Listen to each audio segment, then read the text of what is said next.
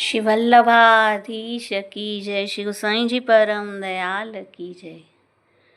શું ખરેખર આપણે પુષ્ટિ માર્ગીય છીએ? શ્રી વલ્લભ આપણને નિજજન તરીકે ગણી શકશે? દરેકે આ પ્રશ્ન પોતાને કરવાનો છે. આપણે બચપનમાં જ નામ થયું, નિવેદન થયું અને પુષ્ટિ માર્ગીય ઠાકોરજી આપણા ઘરમાં બિરાજી પણ રહ્યા છીએ. પણ શું ખરેખર આપણે ઠાકોરજીના બની શક્યા? ઘરની એકાદ વ્યક્તિ અથવા તો બે જણા સેવા કરે અને બાકી બધા કેવલ કાં તો દર્શન કરે અથવા તો દર્શન કરવા માટે પણ હાજર ન રહે અને પોતાને પુષ્ટિ માર્ગીય ગણાવે, ગળામાં કંઠી હોય અને કહે કે અમને શ્રી ઠાકોરજીમાં અતિ સ્નેહ છે.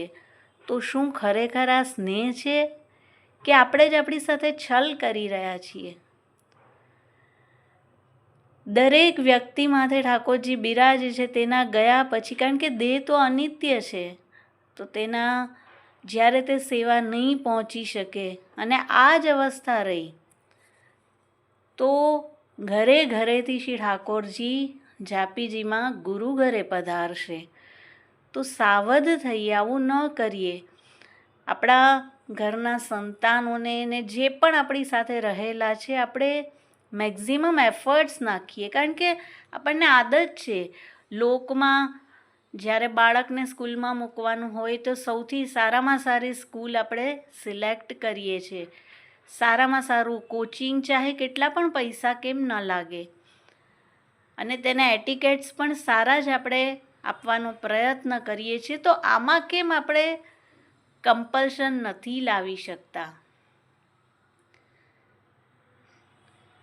બહુ જ જરૂરી છે દરેકે આ વસ્તુને સોચવાની, કારણ કે જો હજી સાવધ નહીં થઈએ અને માનશું કે પછી બધું એકાએક થઈ જશે, ઘરમાં સૂતક પિંડરું અથવા કંઈ પણ એવું વ્યવધાન આવે ત્યારે પણ આપણે, જો ઘરમાં કોઈ મૃત્યુ વગેરે ન થયું હોય અને બહારના સૂતક હોય તો ઠાકોરજીને તરત જ બહાર પધરાવી દઈએ છીએ કે નહીં, હવે જાણાઈ જશે તો શું કરવું?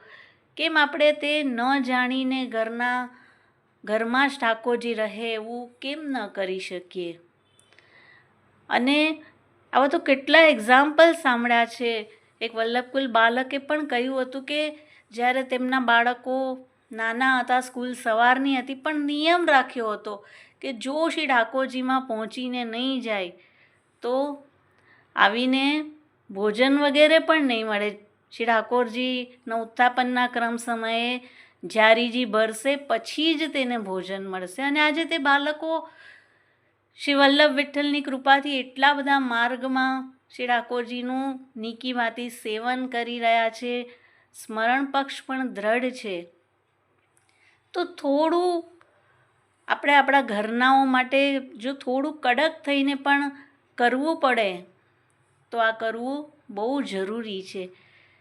એવું પણ એક પ્રસંગ જાણું છું કે જેમાં એક દીકરીને 10th એટલા બધા સારા માર્ક્સ આવ્યા હતા કે નંબર 1 કોલેજમાં તે એડમિશન લઈ શકત, પણ તેની મમ્મીએ કહ્યું કે જો તું આ દૂરની કોલેજમાં જઈશ તો ઘરમાં બિરાજતા શ્રી ઠાકોરજીની સેવાથી વંચિત રહી જઈશ.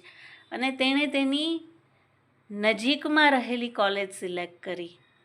એવા પણ હું જાણું છું કે જેના એકના એક બેટાનો એક્સિડન્ટ થયો અને ફોન આવ્યો હતો. શ્રી ઠાકોરજીની સેવા તે સમયે થઈ રહી હતી અને કહ્યું કે હવે ખબર નહીં, બહુ જ વાગ્યું છે તમારા બેટાને, ખબર નથી હવે આગળ શું થશે. અને તેણે કહ્યું હતું કે એટલું જ કરજો કે કંઈ પણ થાય તો મને તરત ફોન નહીં કરતા, પહેલાં હું મારા શ્રી ઠાકોરજીની આજની સેવા કરી લઉં. એવાને પણ જાણું છું કે વર્ષો પછી તેના દીકરાના ઘરે સંતાન થયું અને શ્રી ઠાકોરજી બહાર પધરાવી ન દેવા પડે તેના માટે તેમણે જાણ્યું નહીં કે બેટા થયો છે કે બેટી થઈ છે. તો આ બધા લોકો અત્યારે જ આપણી સાથે આપણી આજુબાજુ રહી રહ્યા છે, અને આપણે કેમ ખાલી જોબ વગેરે કરવા માટે શ્રી ઠાકોરજીની સેવાને જતી કરી દઈએ છીએ કે અમારા જોબ ટાઈમિંગ્સ આવા છે, કાં તો જોબ એવી સિલેક્ટ કરીએ કે આપણા પ્રભુમાં પહોંચીને આપણે કરી શકીએ, અથવા તો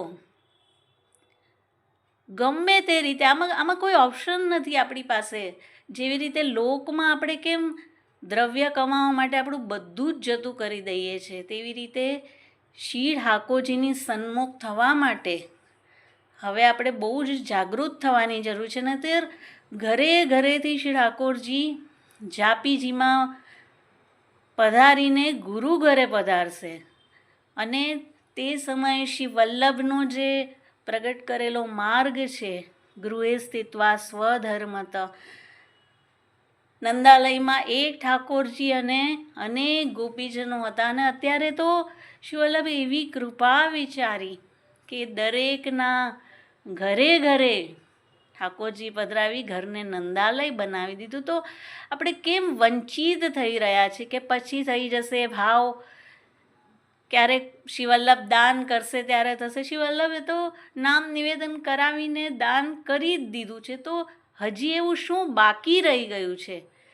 તો ચોક્કસ આપણે આ વિશે વિચાર કરીએ, અને કદાચ સામ દામ દંડ ભેદ તેમાંની પણ કોઈ નીતિ અપનાવવી પડે તો તે અપનાવીને પણ ઘરનાને ગમે તેમ કરીને શ્રી ઠાકોરજીમાં પ્રયોજીએ, જેથી કરીને શ્રી ઠાકોરજી ઘરમાં જ રહે, ગુરુ ઘરે પાછા ન પધારે, અને ખરેખર આપણે શ્રી ઠાકોરજીને સ્નેહ કરીએ છીએ તેમ પ્રૂવ પણ થાય. આપણે હંમેશા કહીએ છીએ અમારો તો બહુ પ્રભુમાં ભાવ છે, પણ એવી ક્રિયામાં કેમ નથી આવતો?